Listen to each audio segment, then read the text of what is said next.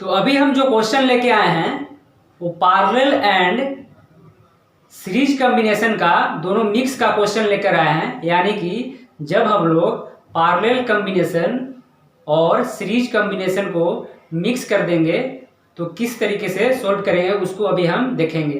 तो ये जो क्वेश्चन है ये एनसीईआरटी का क्वेश्चन है 10th क्लास का, पेज नंबर 187 का। ठीक है, तो चलिए क्वेश्चन क्या कहता है वो देखते हैं हम लोग।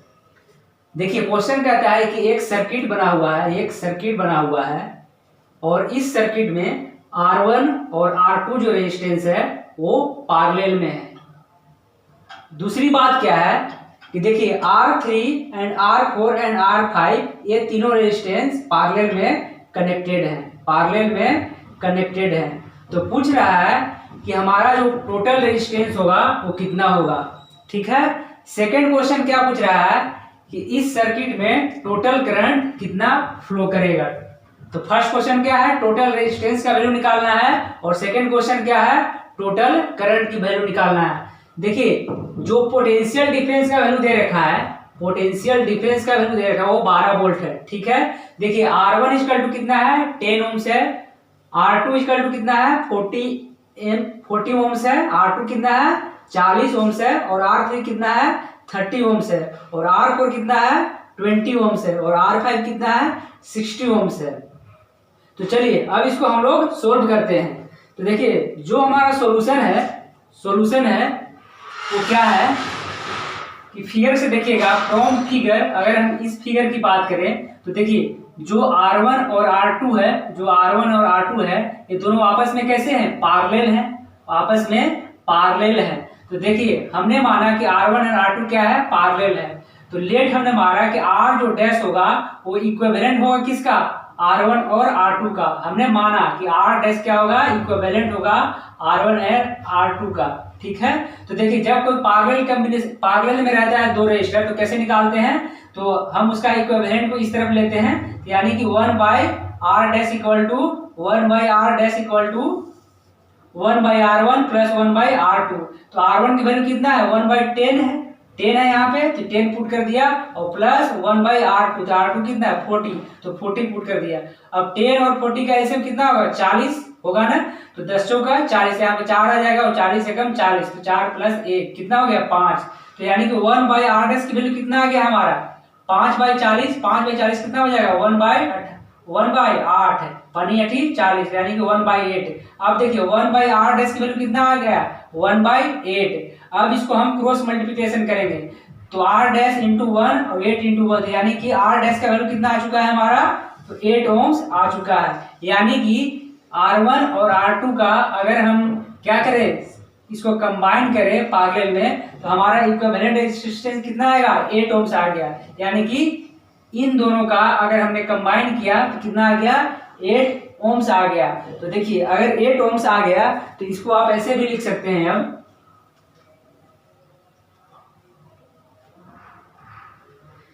ध्यान से देखिएगा कि जब इनका हमने इक्विवेलेंट रेजिस्टेंस लिया तो कितना आ गया, तो हमारा 8 ओम्स आ गया। कितना आया 8 ओम्स आ गया। ठीक है, तो अब ऐसे भी लिख सकते हैं कि यहाँ पे 8 ओम्स आ चुका है।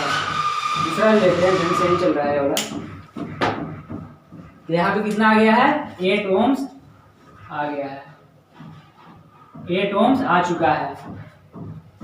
यानी कि जब हमने R1 R2 का क्या लिया, कॉम्बिनेशन लिया, तो 8 ओम्स आया। अब देखिए अब इसको सोल्व करते हैं, तो सिमिलरली उसी प्रकार सोल्व करेंगे। देखिए R3 R4 एंड R5 क्या है, आपस में पार्लल है, तो पार्लल वाला फॉर्मूला लगाएंगे। तो देखिए हम ऐसा मानेंगे कि R3 R4 एंड R5 का इक्विवेलेंट रेजिस्टेंस क्या है, R डबल डैश है। यहाँ पे R डैश लिए थे तो यहाँ पे R डबल डैश ले रहे हैं। ठीक है, तो हमने माना कि R3 R4 एंड R5 का इक्विवेलेंट रेजिस्टेंस कितना है R डबल डैश है, तो हम इसमें पार्लल वाला फॉर्मूला लगाएंगे। तो 1/R double dash equal to 1/R3 plus 1/R4 plus 1/R5।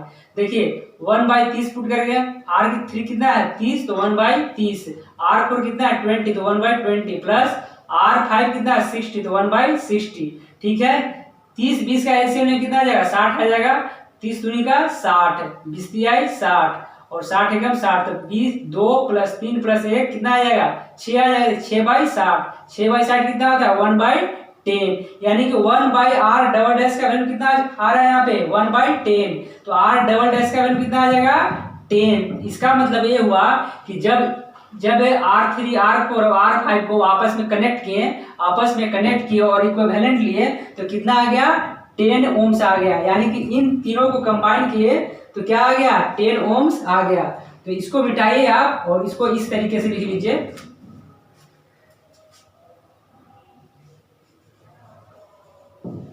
इसके जगह पे 10 ओम्स लिख लीजिए और ये क्या है R डबल डैश की वैल्यू और ये किसका वैल्यू था R डैश की वैल्यू था।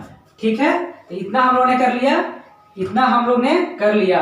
अब देखिए जब कुछ सर्किट इस तरीके का दिखे तो देखिए R डैश और R डबल डैश किस तरीके दिख रहा है, सीरीज में दिख रहा है। जो करंट इसमें जा रहा है वही करंट तो इसमें जा रहा है, यानी करंट सेम है। तो अब करंट सेम है तो क्या हो जाता है सीरीज में हो जाता है। इसका मतलब क्या है, इसका मतलब हुआ कि जो R डैश और R डबल डैश अब क्या बन चुके हैं सीरीज में। तो सीरीज में कैसे कंबाइन करते हैं, तो सीरीज में सीधा जोड़ देते हैं दोनों को। तो अगर सीरीज में इसका इक्विवेलेंट ले तो सीरीज में कितना आ जाएगा R dash plus R double dash, तो यानी कि 8 ओम्स प्लस 10 ओम्स को जोड़ेंगे कितना आ जाएगा तो 18 ओम्स आ जाएगा। इसका मतलब हुआ कि जब हमने टोटल रेजिस्टेंस लिया तो टोटल रेजिस्टेंस कितना आ गया 18 ओम्स आ गया। तो इसका आंसर कितना आ गया, इसका आंसर आ गया हमारा 18 ओम्स। ठीक है, इसका आंसर कितना आ गया टोटल रेजिस्टेंस का तो 18 ओम्स। अब सेकंड की बात करते हैं, टोटल करंट की बात करते हैं। तो देखिए टोटल रेजिस्टेंस हमारा आ चुका है और देखिए हमारा पोटेंशियल डिफरेंस कितना है 12 वोल्ट। तो चलिए सेकंड क्वेश्चन भी कर लेते हैं। तो देखिए सेकंड क्वेश्चन करने के लिए क्या करेंगे, यहां ही कर देते हैं इसका सॉल्यूशन। सेकंड क्वेश्चन का सॉल्यूशन कर देते हैं।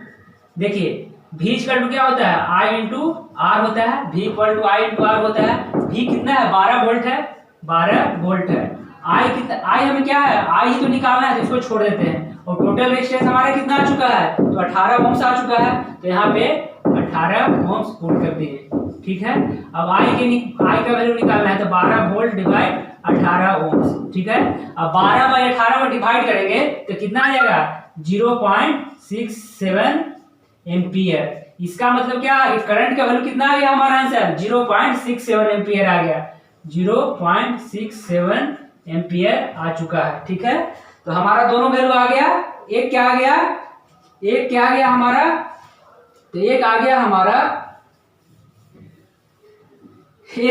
टोटल रेजिस्टेंस की वैल्यू कितना आ गया 18 ओम्स और दूसरा टोटल करंट की वैल्यू 0.67 एम्पियर। तो हम लोग कह सकते हैं कि जब हमने R डैश और R डबल डैश का इक्विवेलेंट लिया तो कितना आ गया 18 ओम्स और एक करंट का वैल्यू कितना आ गया, यानी सर्किट के अंदर करंट कितना फ्लो कर रहा है तो हमारा 0.67 एम्पियर करंट फ्लो कर रहा है। ठीक है, एक बार ध्यान से देख लीजिएगा, अगर आपको किसी दिक्कत हो तो कमेंट करिएगा। ठीक है, तो चलिए आप YouTube पे जाकर साइंस स्कूल ब्लॉग को एक बार सब्सक्राइब कर दीजिए। देखिए जो हमारा इलेक्ट्रिसिटी